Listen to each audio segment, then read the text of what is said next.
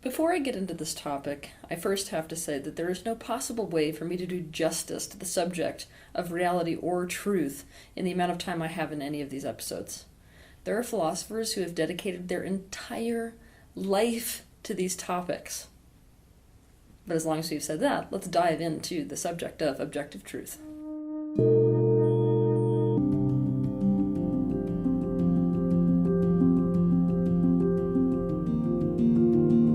Absolute truth is something that is true in all places, at all times. It is something that is fixed. It is unchangeable and defined. A good example is there are no round squares. The first thing to understand about absolute truth is there is no possible way to argue it, actually.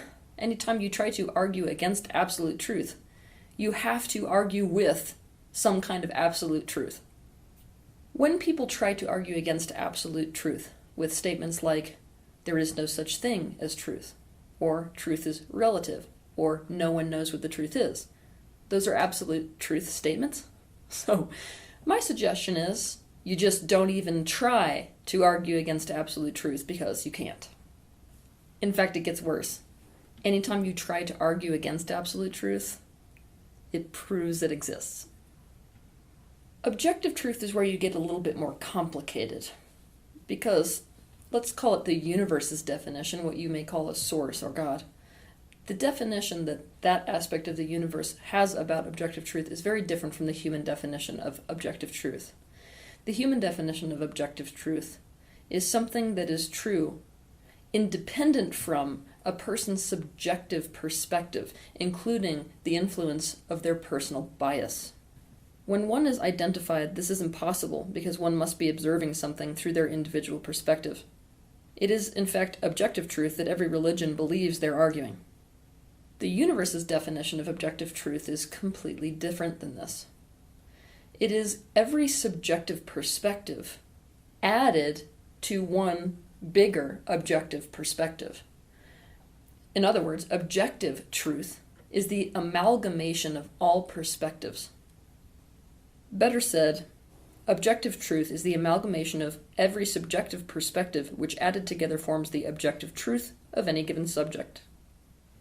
This means it is not possible to grasp objective truth unless you have, 1, managed to disidentify from your individual subjective perspective, and 2, have been able to expand your mind wide enough to comprehend and accommodate for all perspectives, I should say all subjective perspectives, involved in any subject matter that you are observing, or that is being observed from any of those subjective perspectives. This is what source mind ultimately is, assuming the definition of source is all energy and therefore consciousness in existence. Now let's take a look at subjective truth. Subjective truth is something that is held to be true based on a person's or a thing's individual subjective perspective. This includes individual experiences, individual feelings, thoughts, needs, desires, preferences, and opinions. If you are identified, the only truth you can perceive is in fact subjective truth. You have to transcend I and accommodate for other perspectives by recognizing the other as part of you, not separate to you, in order to perceive beyond subjective truth.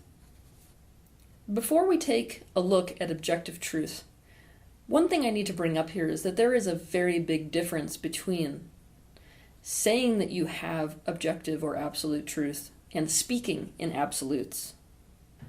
Almost everyone who puts their opinion out to the external world, whether it's teachers, professors, politicians, spiritual teachers, or experts in any field, put their opinion out to the world in an absolute manner of speaking. They speak in absolutes. They speak it as if their opinion or their stance or their perspective is objective truth. Now we all know it's a really good idea to consider that your perspective may not actually be the objective truth of any situation. That's important, right? Because when we close our mind down to the potential that there may be a truth that exists that is much more true than our subjective perspective can comprehend at this moment, we have the capacity to expand. So to lock down on the fact that your personal perspective is objective perspective is quite dangerous. But I don't need to tell you this. We already know this. But to the opposite, trying to make sure that everyone speaks in a way that suggests that they recognize that their perspective is subjective is just you trying to avoid your trauma. Also, a person who has a mutable idea of objective truth and who can accommodate for the idea that they may not have objective truth may still choose, for very specific reasons, to speak in absolutes. If people talking in absolutes bothers you, then you need to look at your specific trauma. Here's what I mean. People who are bothered by people talking in absolutes are those who were wounded by authority figures who did not have a grasp of objective truth, but who instead imposed their subjective truth on everyone in the household, not accommodating for anyone else's perspective at all. Anytime someone talks in absolutes, they fear a repeat of the same pain. If these traumas were resolved, a closed mind might threaten you, yes, but a person speaking in absolutes would not. You wouldn't fear not being taken into consideration, and you wouldn't fear your own subjective truth being swallowed up and nullified. Here's where I want you to stop your fear of absolute truth as it applies to the universe at large. We're not talking about people who are tyrants and therefore speak in absolutes because they quite literally don't accommodate for your perspective. The universe's definition of objective truth is the amalgamation of every subjective perspective. That means in order for the universe to have objective truth, it has to accommodate and consider your perspective, doesn't it? Now, what if I told you that there was as much benefit to a person talking in absolutes as there was potential danger? When we are confronted with a solid perspective, it is much more difficult to brush it off. We have to try it on for size. We have to consider it, because it leaves no doorway for the ego to escape or to minimize or to invalidate that statement. I want you to imagine Martin Luther King's speech, his famous I Have a Dream speech, if it is not spoken in absolutes. So you can understand the benefit of speaking in absolutes. I have a little excerpt of his speech today. I'm going to read it first to you the way it is, and then I'm going to read it to you the way that many of you would prefer if he does not speak in absolutes, and definitely talks as if he understands it's just his subjective perspective. 50 years ago, a great American in whose symbolic shadow we stand today signed the Emancipation Proclamation. This momentous decree is a great beacon light of hope to millions of Negro slaves who have been seared in the flames of withering injustice. It came as a joyous daybreak to the end of the long night of their captivity. But 100 years later, the Negro lives on a lonely land of poverty in the midst of a vast ocean of material prosperity. 100 years later, the Negro is still languished in the corners of human society and finds himself in exile in his own land. And here it is revised, so he's not talking in absolutes. 50 years ago, someone I think was a great American and in whose symbolic shadow we stand today signed the Emancipation Proclamation. In my personal opinion, this was a momentous decree, and in my opinion, it has been a great beacon light of hope to millions of Negro slaves who I, and many other people believe, have been seared in the flames of withering injustice. For those who felt it was an injustice, even if the slave owners felt the exact opposite way, it came as a joyous daybreak to end the long night of their captivity. But 100 years later, we must consider one perspective, and it is that Negro lives live on a lonely land of poverty in the midst of a vast ocean of material prosperity. I believe that 100 years later the Negro is still languished in the corners of human society and finds himself in exile in his own land. I hope you were as grossed out by that as I was, but here's the thing. If he had given that speech back when he did it, guess who it would have made really, really comfortable? The people who owned slaves. The danger of not speaking in an absolute way when you're conveying an opinion is that the ego takes whatever doorway to escape discomfort that it can. It doesn't have to try a truth on for size. It isn't confronted. If you weaken your frequency of your statement by saying something like one potential is that you could not be interested in anyone you're dating because you actually fear getting close to anyone, the ego will capitalize on that door that was left open, that the potential is just that, a potential. Basically, your ego will be like, well, because it's one potential, it's probably not true. Speaking in an absolute manner of speaking is a tool, in the same way that speaking as if your perspective is just one perspective is also a tool. If we define objective truth the way that the universe defines objective truth, as opposed to the human definition, so that is that objective truth is the amalgamation of every subjective truth relative to a specific subject matter, then this means that objective truth absolutely does exist. And if objective truth absolutely does exist, that also means that objective reality absolutely exists. This means there are things that are true regardless of whether or not an individual perceives them to be true or not. This also means that a reality exists regardless of whether or not a person perceives that reality. It is as dangerous to say that there is no objective truth as it is for an individual to say that their subjective truth is the objective truth. It is as dangerous to say that there is no objective reality because we create our reality as it is to say that we do not create reality at all. These pendulum swings within thought are not in alignment, and they are not integrated philosophies. They are a counter-reaction to the limitations and pain experienced by the opposite and preceding polarity. Instead of spoon-feeding it to you, my challenge for you is to sit with the potential danger of these polarized perspectives relative to both truth and reality. The problem, or perhaps blessing, of this situation is there is no possible way to know, from where you're sitting today, whether somebody is in fact speaking objective truth or is just speaking from their subjective perspective. It could be that someone is simply speaking subjective truth, but is mistaking that for objective truth, and based on the fact that they mistake it for objective truth, you listen to them and also take it as objective truth when it's just subjective. Also, though, from where you sit today, somebody could be speaking objective truth, and you could be dismissing it as subjective truth because it is coming through an individual person's mouth. Here's the thing. You're not going to know if it is objective truth until you yourself develop the capacity to expand yourself wide enough to accommodate all subjective perspectives, so that out of the amalgamation of those subjective perspectives, the truth rises out of all of them combined. The best way to be able to expand yourself wide enough to actually access objective truth is to disidentify.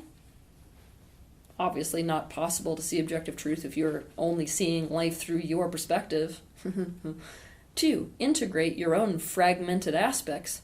And 3, develop into what I call and consciousness. To understand these concepts in depth, watch my videos titled Disidentification, the Practice of Non-Attachment, Fragmentation, the Worldwide Disease, and Consciousness, the Modern-Day Replacement for the Middle Way. You can also begin to practice going into the perspective of other beings by practicing something I call the octopus technique. To learn this technique, watch my video that is quite literally titled The Octopus Technique. Reality is a co-creation. There are a great many people out there who are teaching that reality is a co-creation, but at the same time teaching that you create your own reality. Think about that for just a second. It's a complete contradiction in terms. The fact that reality is a co-creation means that you are contributing to the creation of reality, but you are not the only person creating reality. It also means that for you to be able to manipulate the law of attraction so as to create your own little individual reality built for one, you actually have to step into a state of illusion. You have to step so squarely into subjective perspective that you lose objective perspective completely. It implies that you have fallen into the limited 3D truth that you are separate from everything else, and the illusion that just because your individual perceptive reality you are happy, it does not matter that in other perceptual realities, other aspects of you that you see as other people are not. To say I create my own reality is ignorance. It is to use the spiritual truth of creation and perception to deny objective reality for the sake of individual preference. Now, people who love these types of philosophy love them because it makes you less powerless. Most people on the planet are coming from a space of, I don't create any of this and life just happens to me. So it's absolutely brilliant to get out of that powerlessness by understanding that you can create reality. But it's also super, super dangerous. Most of the people who fall into this category swing from a very codependent style of relating to the world to now a narcissistic style of relating to the world. Basically, they want to justify doing whatever the hell they want to do, regardless of the impact on anything else.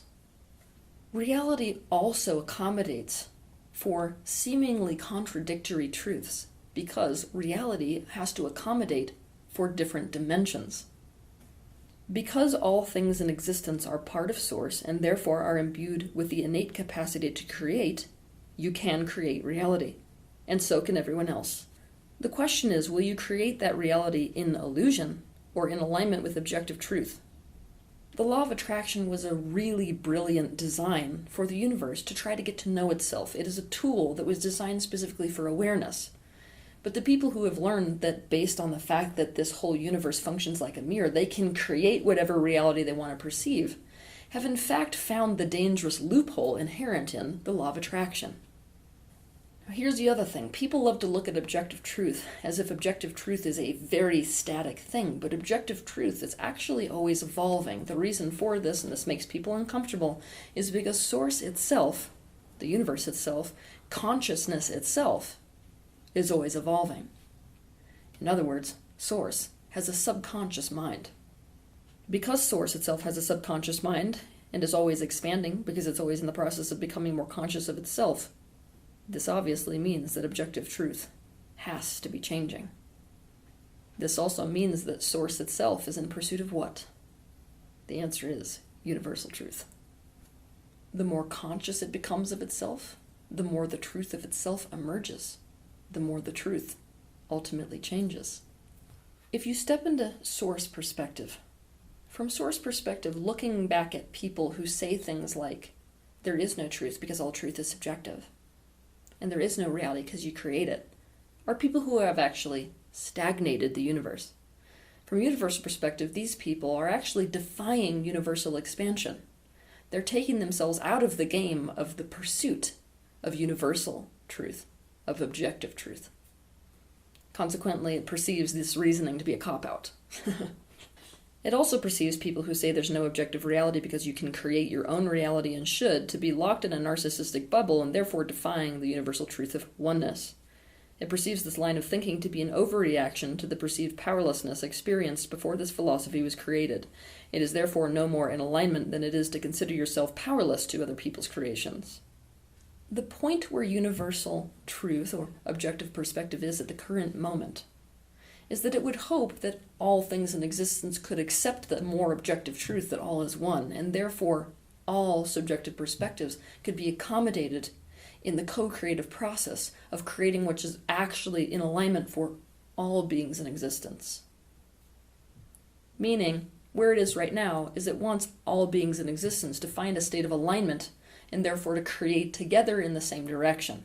Because from its perspective, right now, if everyone's creating what they want to create, often because they're not in alignment and not taking each other as part of themselves, they're creating in opposition to one another. Essentially, during the process of fragmentation in a universe where each fragment is imbued with free will and is also a byproduct of unconscious determinism, so many fragments in the universe are creating in opposition to one another instead of alignment with one another that this is no longer serving Source itself. It is by knowing each fragment's subjective truth that we arrive at objective truth and thus know what is truly in alignment to create. This is what we could call conscious creation, instead of creation that is fueled by unconscious determinism. But having said all this about objective truth, the truth is you have no way of knowing whether this is in fact objective truth or whether it is just my subjective perspective.